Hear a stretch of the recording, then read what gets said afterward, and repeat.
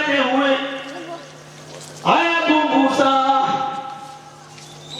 کیا جہنم میں دھکیلنے کے لیے، جہنم میں داخل کرنے کے لیے، جہنم میں بھیجنے کے لیے میرے خاندان کے علاوہ تیری نظر کہیں اور نہیں پڑی تھی؟ جہنم پہنچانے کے لیے تیری نظر عمر کے خاندان پر ہی پڑی، عمر کے گھر پر ہی پڑی، تجھے کوئی اور نظر نہیں آیا؟ سمجھ رہے ہیں؟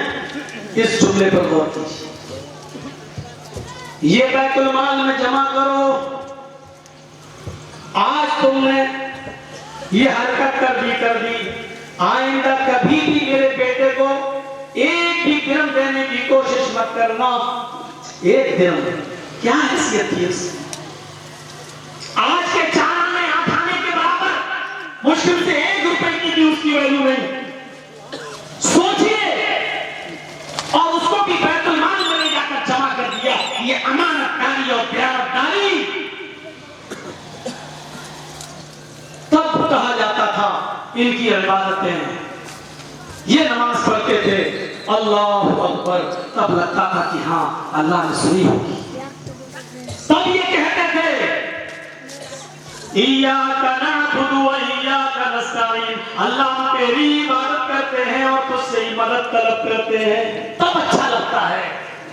ایسے لوگ کہتے ہیں اہدنا الصراط المستقیم، اے اللہ ہم کو صراط مستقیم پہ چلا، تب اچھا لگتا ہے۔ یہاں مال حرام کھایا اور کہہ رہے ہیں اہدنا الصراط المستقیم، ابھی حرام کھا کے آیا اور پھر صراط مستقیم کی دعا بھی مانگ رہا ہے۔ ابھی شراب پی کے آیا، کل جمعے کی نماز میں آ کے پڑھ رہا ہے اللہم اغفر لی وارحمنی واہدنی وعافنی وارزقنی، اللہم اغفر لی، اللہ مجھے بخش دے، وارحمنی میرے اوپر رحم فرما، واہدنی اور مجھے ہدایت دے، وعافنی مجھے تندرستی صحت و عافیت دے، وارزقنی مجھے رزق دے۔ ابھی عصر کی نماز میں یہ دعا پڑھی اور مغرب میں جا کے کلیہ چک میں جا کے پھر ایک پوا اور ادھا چلایا ہے۔ ایسے لوگ دعائیں مانگیں گے؟ دیانت داری اور ایمانت داری کیا ہوتی ہے آپ کو بتاؤں؟ اور سنو، آپ سننے کے موڈ میں ہیں، میں سنانا چاہتا ہوں۔ اور سنو، دیانت داری کلیجہ کہل جائے گا، آپ کے دل رو پڑیں گے۔ ایسی امانت داری اور اس امانت داری اور دیانت داری کے مقابلے میں جو ہم اب سنانے جا رہے ہیں آپ کو، اس کو غور سے سنیے گا۔ اپنی 18-20 سال کی زندگی میں یہ واقعہ میں نے آج تک کہیں نہیں سنا ہے، تقریری زندگی میں۔ غور سے سنیے، اور یہ واقعہ سنانے کا صرف مقصد ایک ہے، اور وہ مقصد کیا ہے؟ میں یہ بتانا چاہتا ہوں کہ اس واقعے کے سامنے اپنے آپ کو رکھیے اور دیکھیے ہم مسلمان کہلانے کے لائق ہیں یا نہیں ہیں۔ اہل حدیث بہت دور کی بات ہے، ہم مسلمان کہلانے کے لائق بھی، ادنا درجے کے مسلمان کہلانے کے لائق بھی ہے یا نہیں، یہ دیانت داری ہمارے اندر ہے۔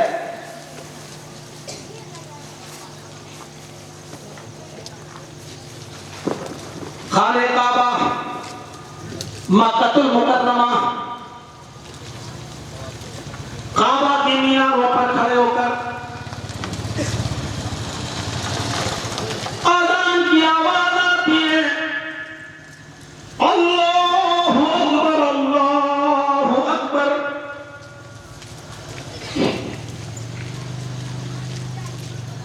کعبے کے مینار سے مؤذن کے ذریعے دی جانے والی اذان کی آواز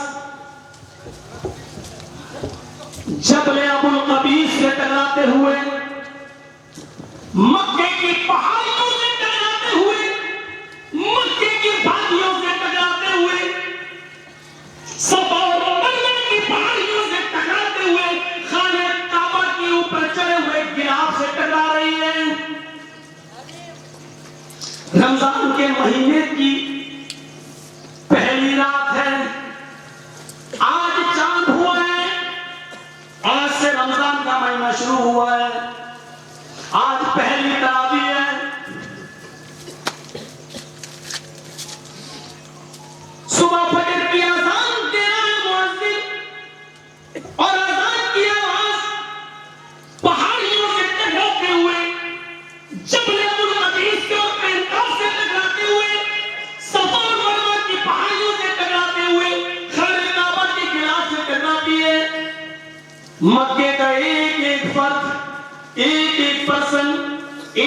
ایک انسان خانہ کعبہ کی طرف جا رہا ہے، فجر کی نماز آج امام محترم کے پیچھے پڑھیں گے، خانہ کعبہ میں پڑھیں گے، جن کے مکان دور ہیں وہ بھی خانہ کعبہ کی طرف جا رہے ہیں فجر کی نماز پڑھنے کے لیے کہ چلو آج رمضان کا پہلا روزہ ہے، ہم چلیں اور یہاں نماز ادا کریں۔ عام دنوں میں ایک رکعت کا ثواب 1,00,000 رکعت کے برابر ہے، تو آج تو رمضان کا مہینہ ہے، پہلا روزہ ہے، اللہ رب العالمین ہمیں مزید اس سے بڑھ کر ثواب دے گا۔ ثواب کے لالچ میں وہ مسجد کی طرف جا رہے ہیں۔ مکے کا کوئی گھر ایسا نہیں ہے جو خانہ کعبہ کی طرف نہ جا رہا ہو، نماز ادا کرنے نہ جا رہا ہو۔ بچے بھی، جوان بھی، بوڑھے بھی، عورتیں بھی، سب مسجد کی طرف جا رہے ہیں فجر کی نماز پڑھنے کے لیے۔ رمضان کا پہلا روزہ ہے، لوگ سحری، بہت سے لوگوں نے تو خانہ کعبہ کے اندر ہی سحری کی ہے۔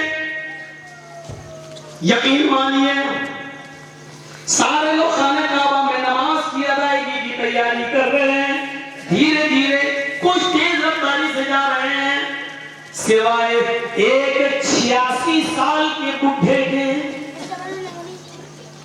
86 years old، 86 سال کا ایک بوڑھا، 86 سال کا ایک بوڑھا وہ خانہ کعبہ نہیں جا پا رہا ہے۔ اس کے گھر میں سحری کرنے کے لیے سوائے پانی کے کچھ نہیں ہے۔ اس کے گھر میں سحری کرنے کے لیے سوائے پانی کے کچھ نہیں ہے۔ اس بوڑھے کے اوپر 4 جوان بیٹیوں، 2 سگی بہنوں، ایک بوڑھی ساس، ایک مسکین بیوی کی ذمہ داری اکیلے سے بوڑھے کے کاندھوں کے اوپر ہے۔ کوئی لڑکا نہیں ہے، اس بوڑھے کو سہارا دینے والا کوئی لڑکا نہیں ہے۔ 18، 20، 25 سال کے جوانوں سنو، اس واقعے کو سنیے، عبرت حاصل کریے، اور عبرت حاصل نہ کر سکو تو چلو بھر پانی میں ڈوب کے مریے۔ سیکھو۔ عمر کتنی؟ 86 سال۔ ذمہ داری کتنے لوگوں کی؟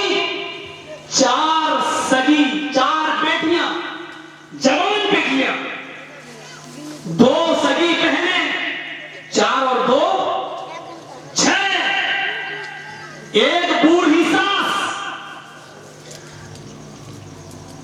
7، ایک مسکین اور غریب بیوی، 8، اور خود بھی 9۔ 86 سال کے بوڑھے نے پانی پیا، اپنی بچیوں کو جگایا، اپنی بہنوں کو جگایا، اپنی ساس کو جگایا، اپنی بیوی کو جگایا، روٹی کے، خشک روٹی کے، سوکھی روٹی کے کچھ ٹکڑے رکھے ہوئے تھے، اس کو پانی میں بھگویا، اور پانی میں بھگونے کے بعد اسی کو کھا کر اس نے سحری کر لی، اور اسی کمزوری کی حالت میں مسجد کی طرف، خانہ کعبہ کی طرف نہیں جا سکتا ہے، اس لیے اپنے گھر کی ساری عورتوں کو اپنے پیچھے کھڑا کر کے اس نے گھر ہی کے اندر نماز پڑھا دی۔ سورج طلوع ہوتا ہے، بی بی کہتی ہے ابو الغیاس، چھوٹا سا ایک بیٹا تھا لیکن انتقال کر گیا، اس کا نام تھا غیاس، اسی غیاس سے ان کو کہا جانے لگا ابو الغیاس، ہے نہیں، انتقال کر گیا، لیکن بی بی ابو الغیاس کے نام سے پکارتی ہے، اے ابو الغیاس۔ 4 بیٹیاں، 2 بہنیں، آپ کی ایک بوڑھی ساس اور ایک میں، 8 لوگوں کی کفالت کی ذمہ داری آپ کے اوپر ہے۔ کیا آپ کو اللہ کے یہاں جواب نہیں دینا ہے؟ اٹھیے، جائیے، کچھ محنت کیجیے، کچھ مزدوری کیجیے، جو بھی ہو سکے شام تک لوٹ کر آئیے، مارکیٹ سے سوکھی ہوئی روٹی خرید لیجیے گا، سوکھے خشک کھجور ہی خرید کے لے آئیے گا، کچھ تو کھائیں، کئی دن سے بھوکے ہیں بچے۔ ہاں میری بیوی تم ٹھیک ہی کہتی ہو۔ بوڑھا اٹھا، اس نے ایک رومال لیا، ایک گمچھا، ایک کپڑا لیا، اور اس نے اپنے دھوپ سے بچنے کے لیے اس نے اپنے سر پہ لپیٹا اور کہنے لگا آئے لبابا، بیوی کا نام لبابا، آئے لبابا دعا کرنا، میں نکل رہا ہوں محنت کے لیے اور مزدوری کے لیے، شاید اللہ میری مدد کرے۔ اللہ پر توکل کر کے، اللہ پہ بھروسہ کر کے یہ آدمی نکل پڑا۔ جب تک یہ باہر مارکیٹ کی طرف بازار کی طرف جاتا ہے، کسی امیر سرمایہ دار آدمی سے کچھ اجرت پر کام مانگتا ہے، لیکن کوئی دینے کے لیے تیار نہیں ہے۔ کچھ کام ہے تو بہت ہیوی کام ہے، ان لوگوں نے دیکھا یہ 86 سال کا بوڑھا ہے، میرے کام کو کرنے کے لائق نہیں، انہوں نے شکل دیکھی اور آگے بڑھا دیا۔ ابو الغیاث تب تک دھوپ کی شدت ہو چکی تھی اور مکے کی گرمی سب جانتے ہیں، اس دھوپ کی گرمی سے نڈھال ہو گیا۔ ایسی کوئی 10-11 بجے کا ٹائم ہوگا، وہ بیچارہ دھوپ کی شدت سے پریشان ہو گیا، اس کو کام کچھ نہیں مل رہا ہے۔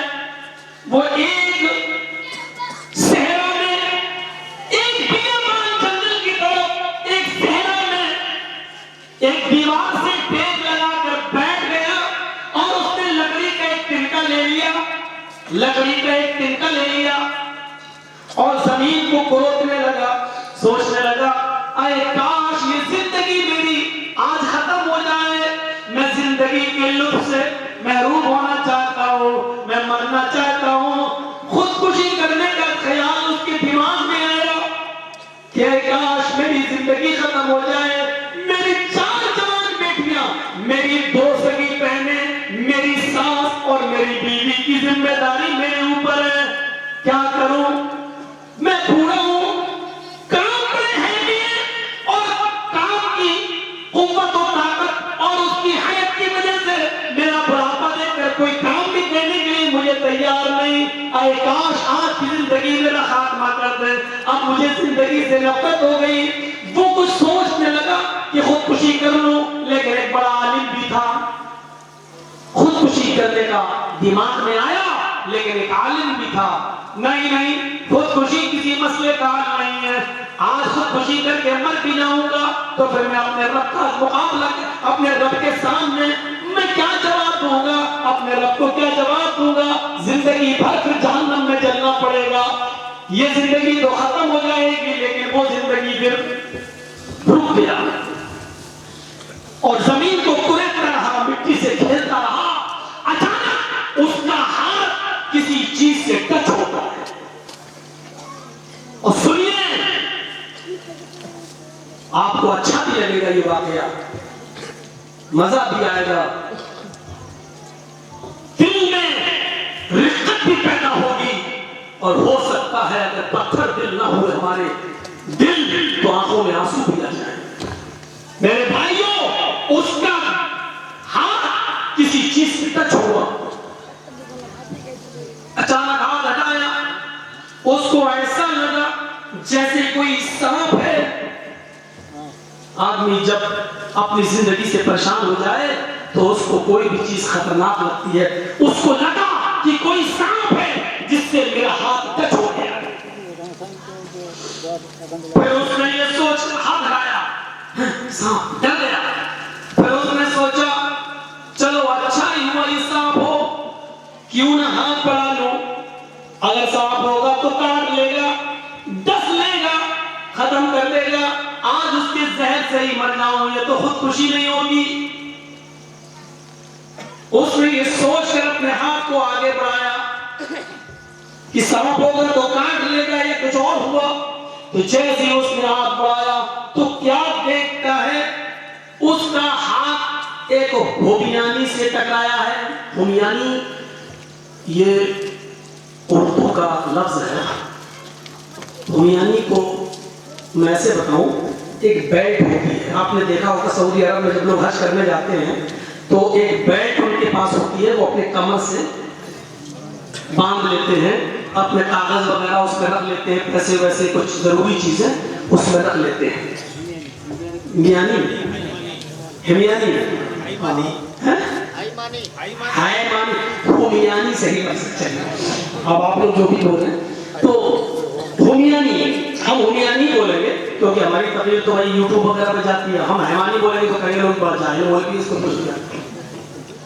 تو وہ ہومیانی وہ بیلٹ اس سے ٹکرائی. اللہ، اس نے اس بیلٹ کو اٹھایا اور اس نے اس کو کھول کے دیکھا تو اس میں سونے کے درہم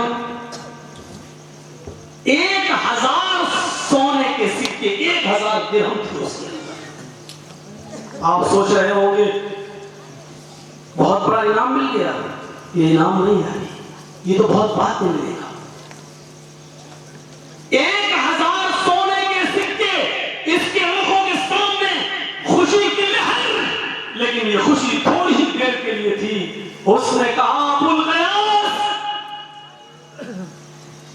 یہ 1000 دینار تجھے ملے تو ہیں سونے کے سکے، لیکن یہ تیرے نہیں. ایک غریب آدمی 4 بیٹیوں کی، 2 سگی بہنوں کی، ایک بوڑھی ساس کی اور ایک بیوی کی ذمہ داری ہم اور آپ جیسے ہوتے اور بہار کے ہم جیسے کچھ ملا مولوی جیسے ایم ایل اے ہوتے تو ہمارے کوئی سرکار آئے، ہمارے باپ کا کیا جا رہا ہے، ہم جیت جائیں بس.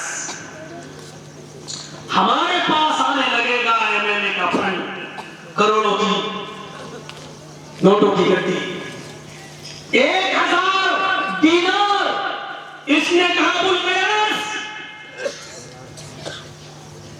عالم تھا، مسئلہ جانتا تھا، یہ 1000 دینار تیرے نہیں ہیں. پتہ نہیں اللہ کے کس بندے کے یہ دینار یہاں گر گئے ہو.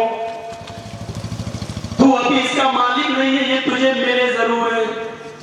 یہ لقطہ ہے عربی زبان میں، شریعت کی روح میں اس کو لقطہ کہا جاتا ہے، گرا پڑا مال. اب اس کی حیثیت دیکھو، جو ہمیں بازاروں میں مل جائے کہیں، اس کی حیثیت کیا ہے، شرعی حیثیت. یہ لقطہ ہے، یہ زمین پر پڑا ہوا مال جو ہمیں ملا ہے. 1 سال تک پہلے اناؤنسمنٹ کرنا پڑے گا، 1 سال تک بتانا پڑے گا، اس کے مالک کو ڈھونڈنا پڑے گا، تلاش کرنا پڑے گا. 1 سال کے بعد جب اس کا مالک نہ ملے تب جا کر تم اس کو استعمال کر سکتے ہو. اس میں بھی کچھ پرسنٹ صدقہ و خیرات کرنے کے بعد پھر تمہارا ہوگا. اللہ 1 سال تک میں اس گرے ہوئے پڑے ہوئے مال کو، 1 سال تک اس گرے پڑے ہوئے مال کا میں اعلان کروں. 86 سال کی میری عمر ہو چکی ہے، 1 سال تک پتہ نہیں میں زندہ بھی رہوں گا یا نہیں رہوں گا. اب دیکھیے اس مصیبت میں کون پڑے. 1 سال سے پہلے اگر میں مر گیا، انتقال کر گیا، تو یہ پھر مصیبت ہے میرے اوپر.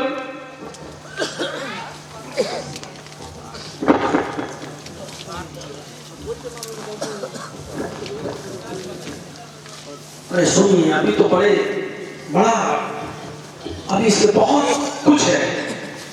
کیا ہوگا 1 سال تک میری زندگی پتہ نہیں وفا کری یا نہ کری، 6 مہینے ہی میں انتقال ہو گیا میرا اور یہ مال میرے گھر میں رہ گیا تو کیا ہو. بہت کچھ سوچا، سوچنے کے بعد کہتا نہیں، میں اس فتنے میں نہیں پڑوں گا، مال یہی چھوڑ دو، نہیں لے جاؤں گا میں. 1000 دینار. لیکن عالم تھا، مسئلہ جانتا تھا. ابو الغیاث، اب تم اس مال کو اپنے ہاتھ سے چھوڑ چکے ہو، 1000 دینار گن چکے ہو، اب تم اس کو یہاں چھوڑ بھی نہیں سکتے ہو. شریعت کا مسئلہ یہ ہے ہم جا رہے ہیں، راستے میں کوئی گری ہوئی چیز اگر ہمیں نظر آ جائے اور ہم اس کو ہاتھ نہ لگائیں، آگے بڑھ جائیں، تو ہمارے اوپر کوئی ذمہ داری نہیں، چاہے جو لے جائے کیا کہ ہمارے اوپر ذمہ داری نہیں۔ لیکن اگر ہم رک گئے، اس کو اٹھا لیا، اس کو اپنے ہاتھ میں لے لیا اور دیکھ لیا، تو پھر آپ اس کو وہاں نہیں چھوڑ سکتے ہو، پھر ذمہ داری آپ کے اوپر عائد ہو جاتی ہے۔ مسئلہ یاد رکھنا، اگر گرا ہوا مال کہیں 100 کا نوٹ پڑا ہے، اگر دیکھ لیا ہم نے پڑا ہے، اگر دیکھ کے ہم آگے نکل کے نہیں لیا جس کا وہ جانا ہم نے، تو آپ کے اوپر کوئی ذمہ داری نہیں، آپ نکل گئے۔ لیکن اگر گاڑی موٹر سائیکل روک کر آپ نے اٹھا لیا، ارے پتہ نہیں کس کا ہے، میرا اب آپ نہیں رکھ سکتے ہو، دیکھ کر نکل گئے، جا سکتے تھے، اب ذمہ داری نہیں ہے کیونکہ تم نے اس کو اٹھایا نہیں، لیکن اٹھا لیا، ہاتھ میں لے لیا، تو اب تمہاری ذمہ داری ہے کہ اس کو اس کے مالک تک پہنچاؤ، اعلان کرو جتنی طاقت ہو وہاں تک، جتنی استطاعت ہو وہاں تک، جس مسجد میں نماز پڑھنے جاتے ہو وہاں ہر آپ کی طاقت 1 سال تک اس کا اعلان کرو، اور 1 سال کے بعد جب پتا چلے کوئی نہیں ملا، تب جا کر اس کا کچھ حصہ اللہ کے راہ میں سب کا خیرات کر کے آپ اپنے اوپر استعمال کر سکتے ہیں۔ اللہ میں کیا کروں، اس مال کو میں گر بھی چکا ہوں، اب تو رکھ بھی نہیں سکتا کیونکہ اب ذمہ داری میرے اوپر عائد ہوتی ہے، اللہ یہ میں کون سی مصیبت میں پھنس گیا۔